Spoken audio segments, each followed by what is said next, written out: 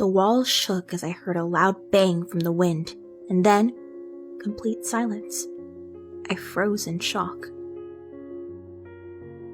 It was a few days before October 10th, 2018, when I saw on Facebook that a hurricane was forming in the Gulf of Mexico.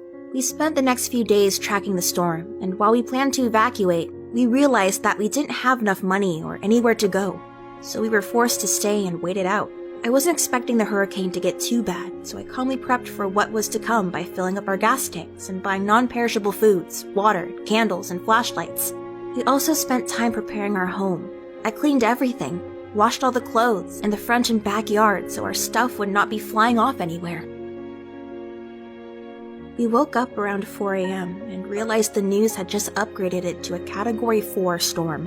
Now we were scared, but still confident that we would be okay. As the morning came on October 10th, we woke up and made sure we all had a great breakfast, and we went ahead and cooked lunch knowing in just a few hours we probably wouldn't have any power. Emotions were running high as we scrambled through the house making sure we were prepared. The rain and outer bands from Hurricane Michael started. We all still felt fine though, a little on edge, but I was confident we were all going to be okay. Then, as the winds picked up a little more, the power goes out. I looked out one of the bedroom windows, and half the trees across the street were already down, and some of the power lines were strewn across the road. I could see houses through the broken trees that were once hidden behind them. I looked out of our back door and realized half of our shingles are lying in our backyard and in our pool. Even though I was relieved knowing we had no trees in our yard that would come crashing through our home, I knew it was time to start protecting ourselves, especially the kids. We decided it was safest to put the kids in the bathtub. I tried to make it seem like a game to them, and all the while the men are taking mattresses off beds and covering windows and the sliding glass door. To be honest, that was when I was starting to get scared, but I knew I needed to keep calm for the kids. My son was only 2, so he didn't really understand what was going on. But my daughter, on the other hand, was 4, and she knew that it was not a game. I tried to be strong for her. I didn't want her to feel as scared as I felt. We spent around an hour hunkered down in the bathroom, and then, all of a sudden, the distinct sound of the wind stopped. We decided to go outside and realized that we are seeing something many people, even ones who have lived through hurricanes, have never seen before. It was the eye of Hurricane Michael. It was amazing. It was so calm around us, and you could see the bright blue sky right above you within the eye. It was mesmerizing. You could look straight up and see a perfect circle of calm. I felt so calm, but yet also terrified, knowing the wall around the eye is the most dangerous part of a hurricane. Around us, neighbors were venturing out. Everyone was okay, but then we realized that there were so many trees blocking the roadways, which meant we wouldn't be able to leave even after it was over. Knowing we would literally be stuck after this ordeal was suffocating. I was getting anxious if something happened. We wouldn't be able to get emergency help. But then the wind started picking up again, so everyone rushed back inside. We went back and hid in the bathroom with the kids, while a few minutes later, the wind started getting stronger and stronger. I was so afraid of what was to come. The light fixtures in the bathroom started to leak, so we had to act fast, and we picked up the kids and put them in the hallway. The kids were so scared, and so was I.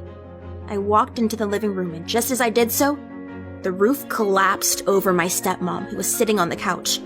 She was okay, but a little injured. At this time, we decided it would be best to put the kids in a 2-foot by 3-foot closet in the hallway. We shoved them in there, and at this point, they were both crying and completely afraid. I was still trying to remain calm, but I was so scared something may happen to my kids. At this point, all I wanted was to make sure they will be okay. We grabbed another mattress, and me and my boyfriend sat under it next to the closet, just trying to make light of the situation so we wouldn't scare the kids even more than they were. It was so hard to stay strong in a situation where you aren't sure if you may lose your life or, worse, one of your children. The other adults made a makeshift shelter outside of a mattress and 2 dressers and sat under that. The ceiling started falling down all around us. Every so often, our friend would leave the safety of his shelter and come remove debris off the mattress so it didn't squish us. We spent hours like this, I think. I don't remember how long exactly. It felt like an entire day, even though it was probably only a few hours. When the winds finally started to die down, some of our friends came over and pushed the mattress and debris off of us. He grabbed one kid and my boyfriend grabbed the other, and we all ran to the neighbors, all while the wind was still around 80 miles per hour. The destruction we saw as we ran to the neighbors was heartbreaking. Power lines were everywhere. We were being so careful because we didn't know if they were still live lines. My emotions were a running rampage. We took the kids who were covered in rainwater and insulation into their bathroom, took some of their soap and bottled water and washed the kids down. My boyfriend went next door and found some clothing for the kids that's not soaked in water and insulation. Finally, around an hour or two later, the winds and rain stopped. We went outside and the devastation around us was indescribable. No trees standing for miles. Power lines and poles littered the streets. Every couple of houses were completely gone. People already looting nearby stores and gas stations. We could tell it was about to become a dangerous situation. We realized while standing there that it was time to figure out where to sleep. I had never seen it so dark outside. There were no lights besides the stars and the moon. We couldn't go back into the house because it was too dangerous, and maybe managed a few minutes of sleep. Before 3 a.m., our son woke up crying. We didn't know what to do. Was he hurt? Maybe something may have hurt him during the house falling in around us. This went on for an hour before we decided something was wrong. We called 911 and they told us they would try to get someone to us as soon as possible. About 2 hours later, I'm standing in the street carrying my crying baby when I see 2 flashlights down the road. I was so relieved to see those lights. They were the only lights for miles and miles that we could see. We lived at the end of our road, so it was pretty far. I grabbed my phone, turned on the flashlight, and waved at the other lights. Then 2 police officers showed up and took my son and walked us out of our neighborhood to their truck that was about a mile away. We got in, and what usually would have been a 15-minute trip to the hospital took us over an hour. There were so many trees, downed power lines covering the roads, cars flipped over, roofs in the road, and we had to dodge all of this stuff continuously driving on one side of the road and then on the other. We made it to the hospital and got checked out, and my son was fine, thank God. But many people were not. One by one, people started pouring into the hospital with all kinds of injuries. My boyfriend somehow managed, when it was daylight, to drive to the hospital to get us. We went back home, went into the house, and got a couple of clothes for the kids that weren't wet and a couple of toys. We decided we had to go to the next town over, which we heard was fine.